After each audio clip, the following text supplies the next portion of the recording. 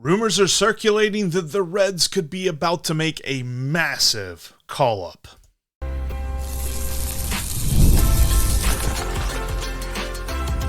You are Locked On Reds, your daily Cincinnati Reds podcast, part of the Locked On Podcast Network, your team every day.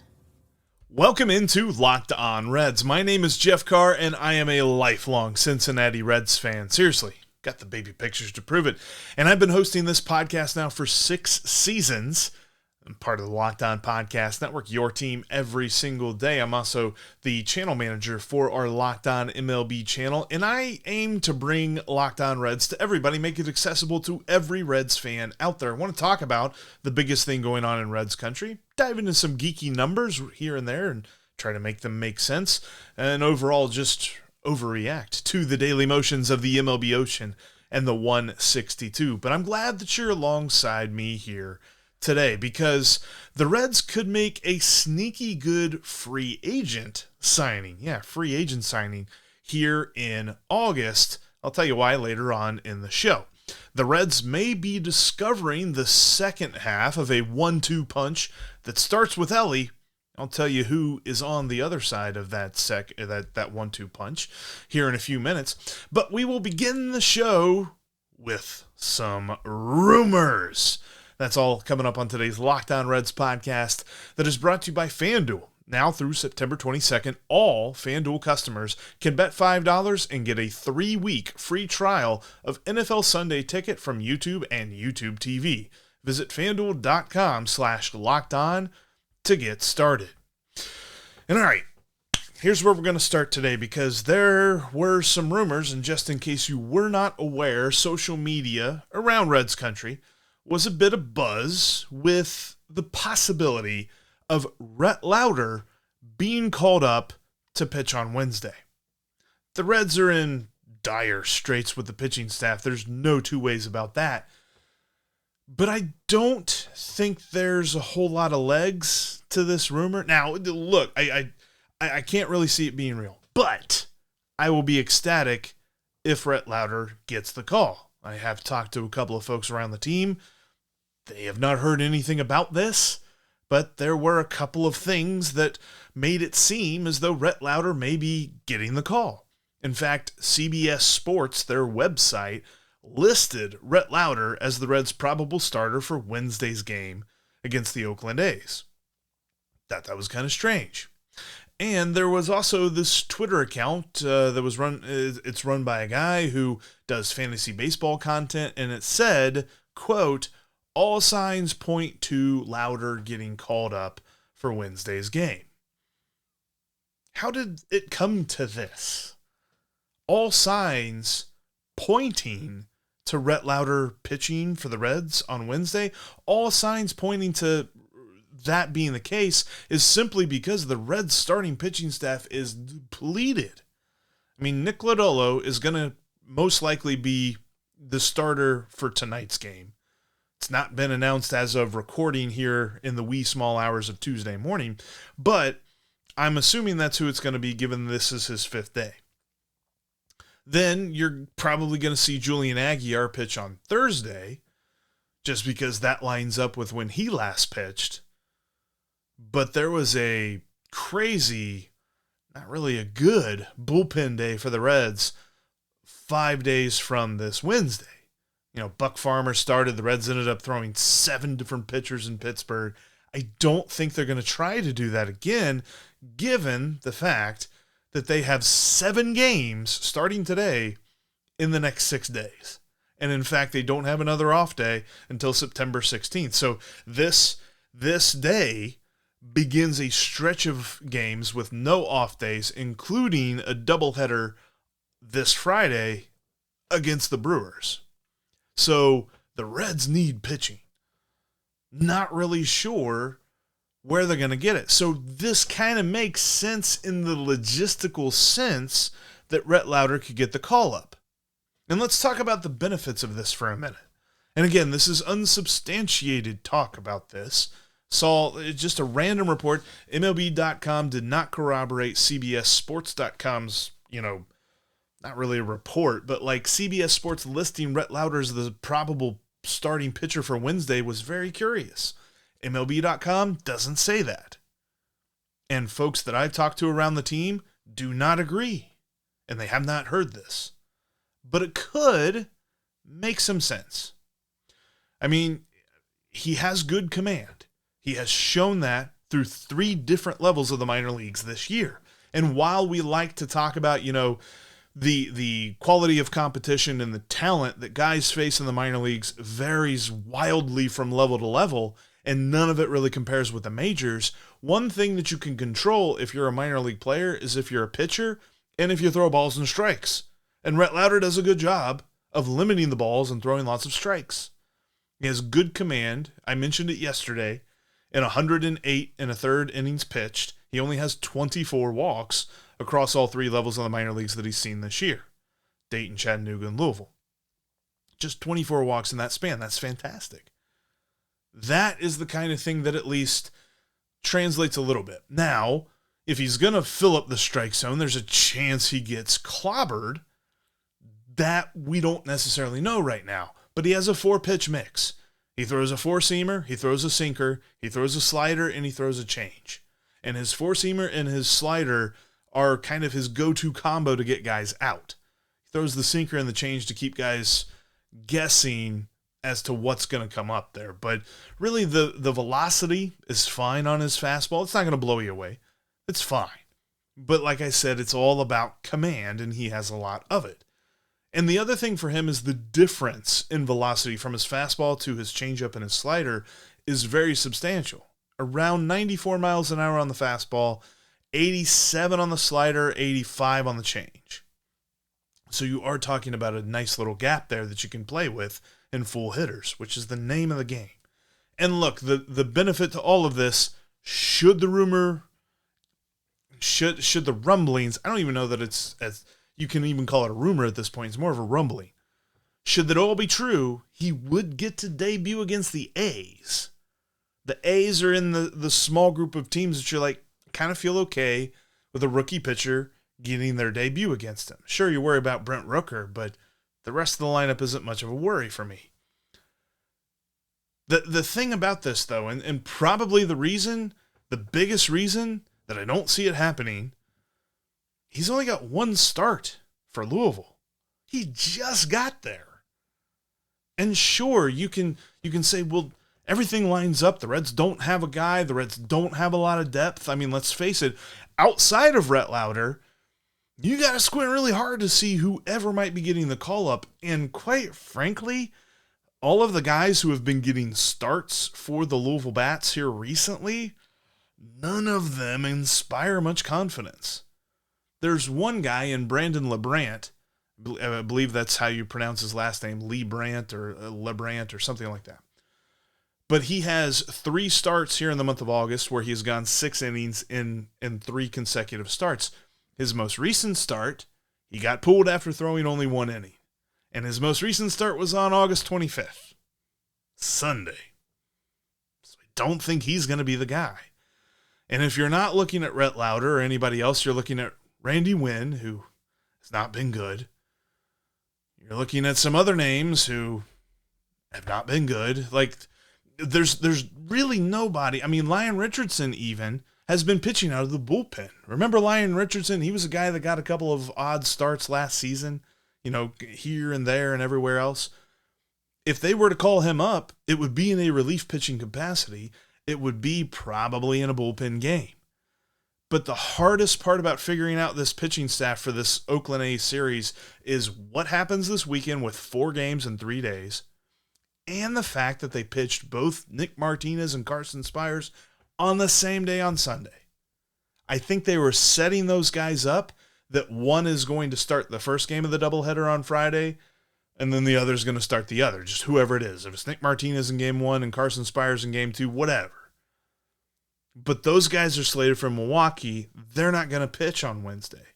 So maybe that lines this up. But I just don't see Rhett Lowder getting called up right now.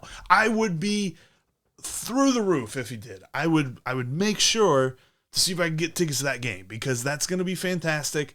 And he is a guy that has a bright future albeit I don't necessarily know that he's going to get called up and throw a no-hitter or anything like that, but it will be fun to see him begin his major league career, and he's going to be a guy for this rotation for years to come.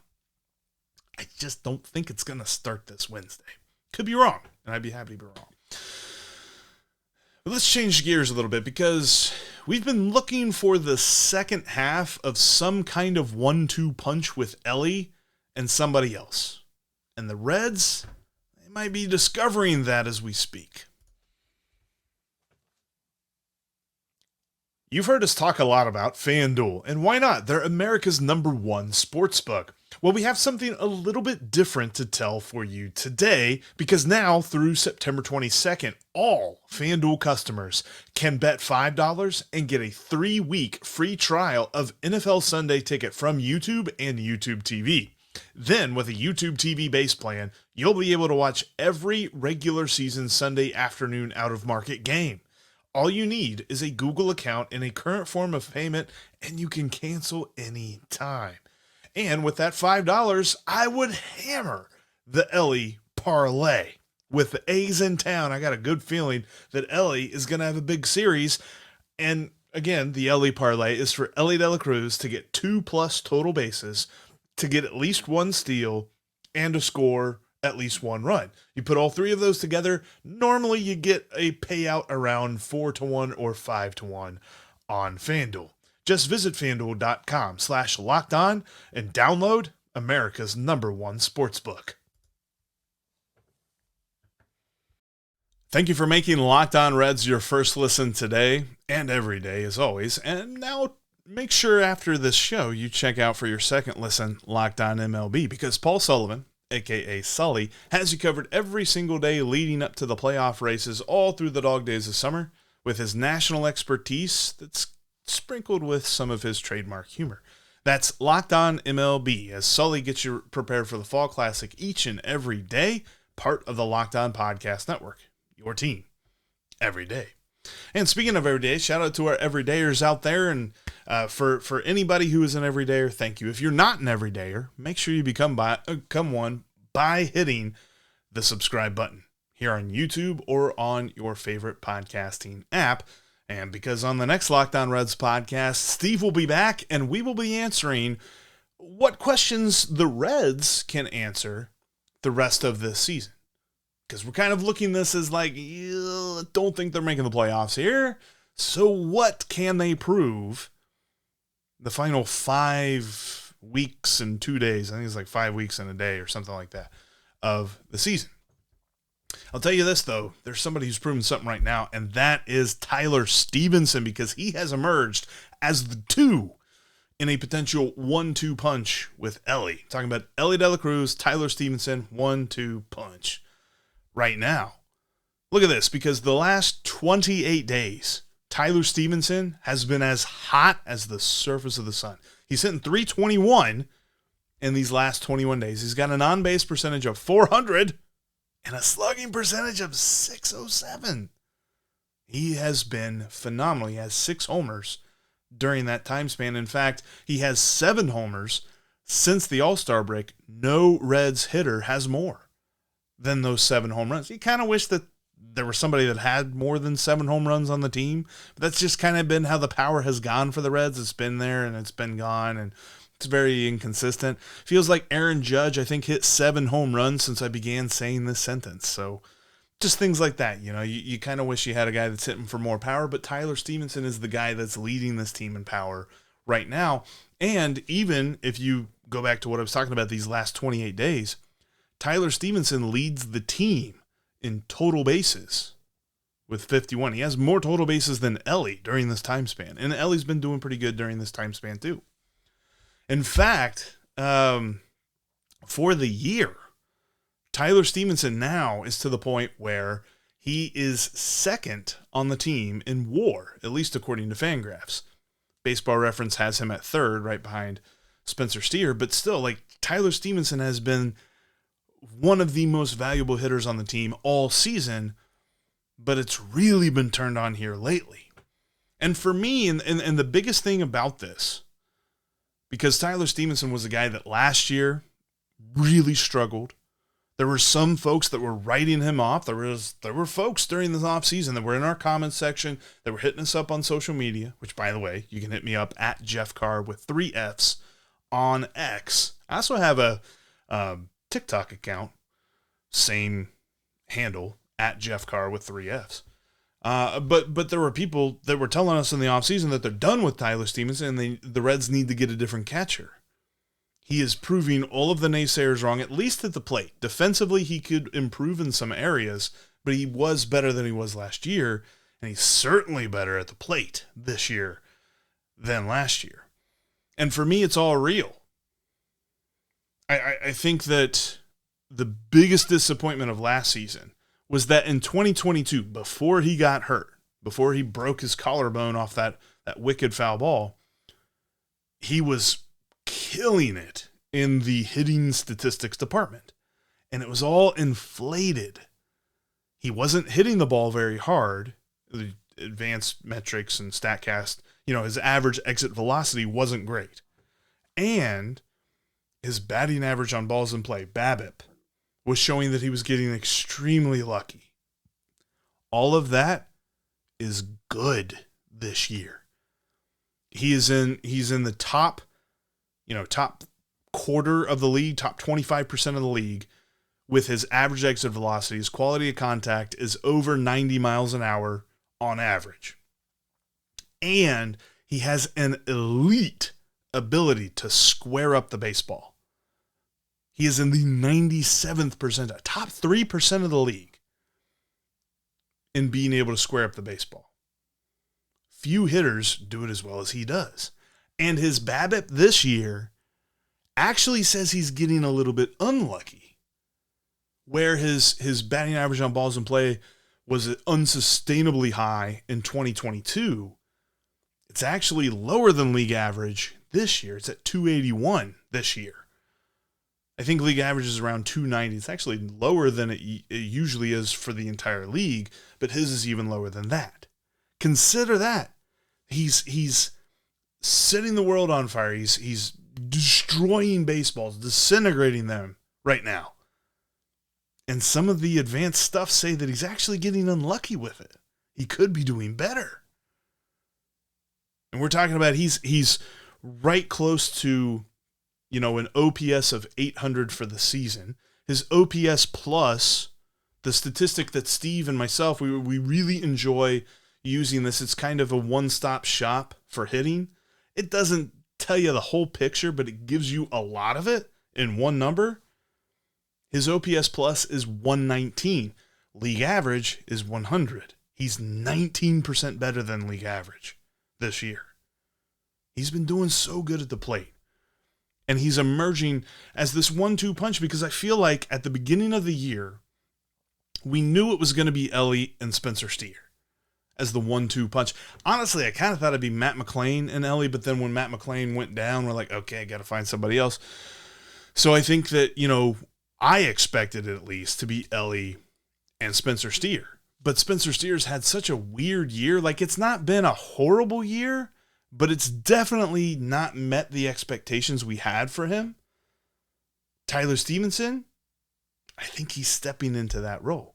And that's why you see that lineup configuration so much where it's Elly, Tyler Stephenson. Because Elly gets on base, Stephenson brings him in.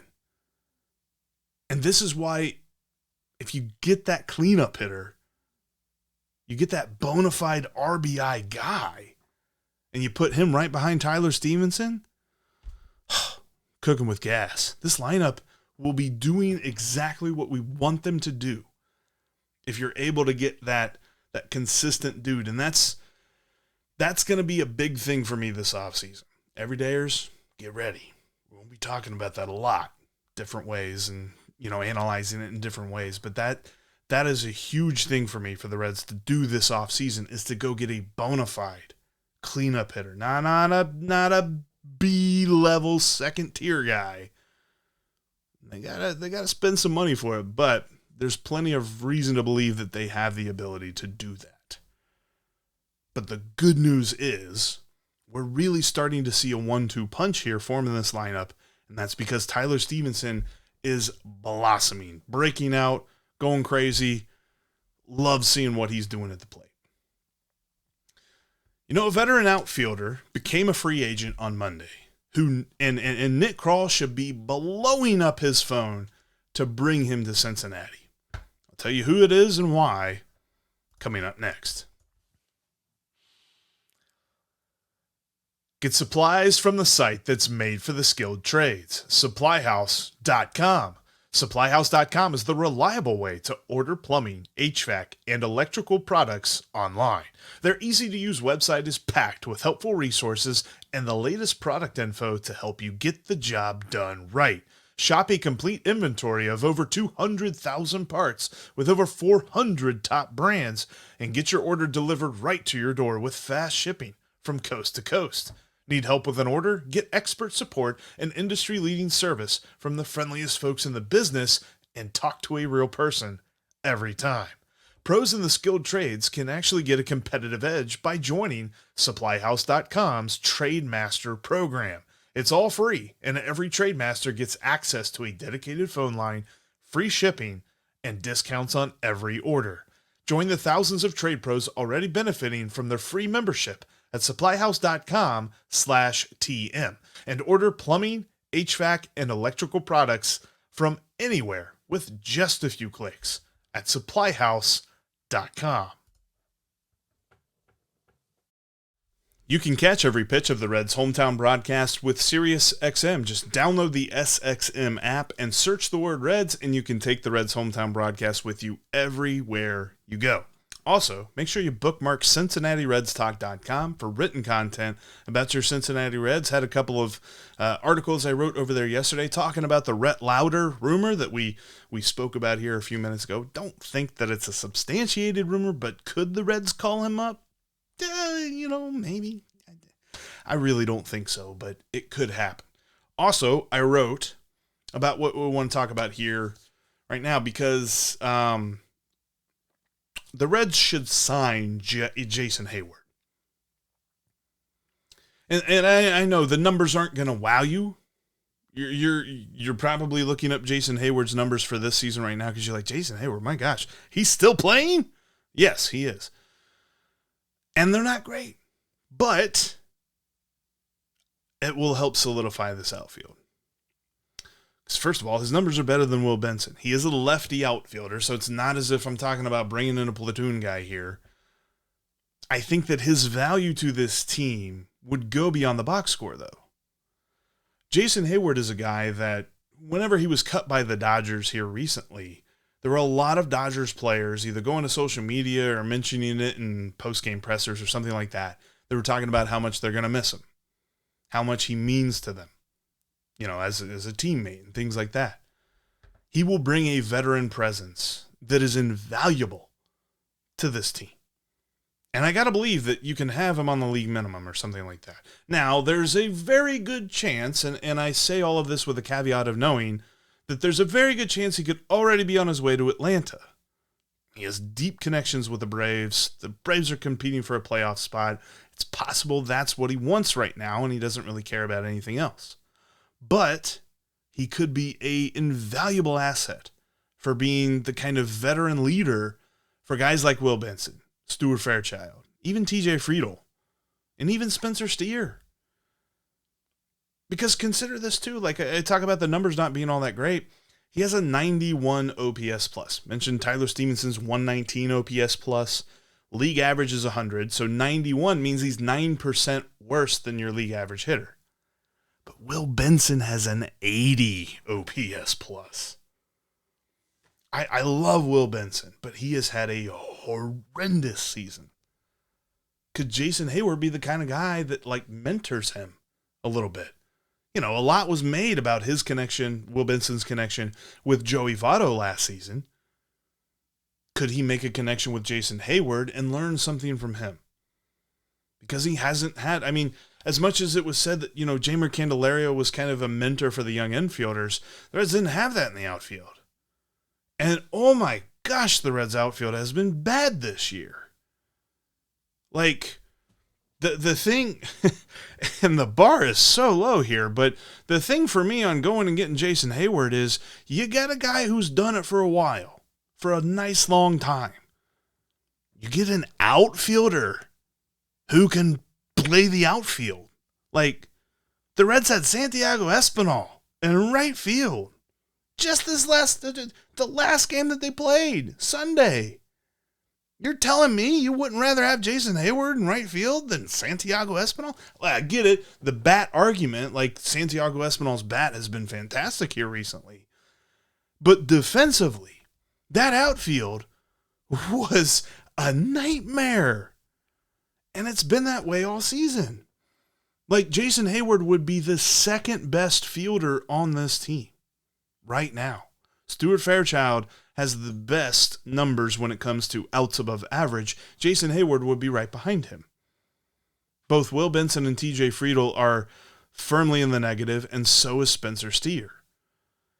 In fact, let's do this just briefly, because there's much more that I want to say about this, much more that I want to discuss this with Steve, and quite frankly, we're going to be talking about the outfield all offseason.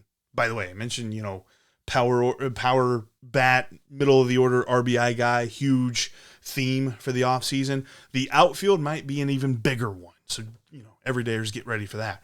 But the Reds outfield as a whole just baffles me this year. Like, right now, look at the active roster right now for the Reds outfield. Will Benson, who has been here all year. There is no sample size argument for Will Benson. And he's been bad at everything. Stuart Fairchild, who can't hit righties. He just can't. He does really well against lefties, and he's a really good fielder. But if you put a right-hander on the mound, Stu's got nothing for you. TJ Friedl, who he's finally coming around a little bit, but it still feels like he is day to day. Like, you cannot expect him to be consistent because of all the injuries that he's suffered this year. I feel like the dude, there's some guys that are really looking forward to this offseason just to hit the reset button. TJ Friedl might be at the top of that list. So as much as he is giving us that is good, know that TJ Friedl still isn't all the way back, and I don't think he will be until the end of the season. And then you have Spencer Steer, who,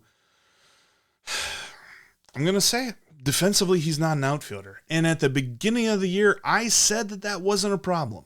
I remember saying that the Reds can out-hit their bad defense. And I was stone cold wrong about that. And I'm stone cold wrong about the fact that Spencer Steer's okay in the outfield. If you look at his outs above average, which is my go-to fielding statistics are a crapshoot in most cases. But outs above average approaches some sense of viability, and Spencer Steer's outs above average are not good in left field. I think that he's an infielder masquerading as an outfielder because the Reds just didn't go get outfielders this offseason. And they didn't go get outfielders during the season. And think about this. Ahmed Rosario, he actually played some outfield in Tampa Bay, hasn't played any for the Reds yet. They went and got him. He's more of an infielder anyway. And then whenever Candelario hit the injured list, they went and they got a first baseman in Dom Smith, who is a power bat, but he's a first baseman, and he's not really even good at that. He's more of a DH. They have been rolling with pretty much this outfield all season long. This needs completely reimagined during the offseason. And quite frankly, I would be okay if TJ Friedl's like the third or fourth guy. Will Benson, I don't know if you can send him down to AAA next year to kind of redevelop some things, but he needs work. Stu, probably a good option as your fourth outfielder. Right now, he's like the team's second outfielder. And Spence, for me, I think you need to think about moving Spence to the infield. The Reds need a complete overhaul in the outfield next year. They need a legitimate dude but they need, maybe one or two other pieces as well. And for me, at least till the end of the season, you can sign Jason Heyward, bring him in, have a legitimate outfielder and a legitimate veteran presence to help mentor these guys. I think that they need him, and they should go get him. Guessing the Braves probably pick him up, but love to see him in a Reds uniform. Before we go, I would like to invite you to become a Locked On Reds insider. I'm offering a 14-day free trial if you join me today by texting the word insider to 513-597-0944. We'll text back and forth daily about the Reds. We'll talk some ball. You can become that friend that everyone looks to for Reds info and all that great stuff. I love this program. I've really been trying to revamp it and get more into it and just talk Reds baseball. And look, after the 14-day free trial, it's $4.99 a month. But we'll talk some ball all year long. We're going to do this through the offseason and all that great stuff too. Talking Reds every day. Again, text the word insider to 513-597-0944 for a free 14-day trial to be a Locked On Reds insider today. Also, there's a link in the description of today's episode if that's easier than remembering texting the word insider to 513-597-0944. But that'll wrap us up for this edition of the Locked On Reds podcast. Thank you so much for making us your first listen every single day. Every day is coming up on the next Locked On Reds. Steve will be back, and we're going to talk about what questions the Reds can actually answer in these last 5-ish weeks of the season. And but now for your second listen, check out Locked On MLB as Sully gets you ready for the Fall Classic. Got a link for that in the description of today's episode right now, so you don't have to go searching for it. Just scroll down, find the link to Locked On MLB, and click on that. Part of the Locked On Podcast Network. Your team every single day, just like we will be Locked On Reds every single day.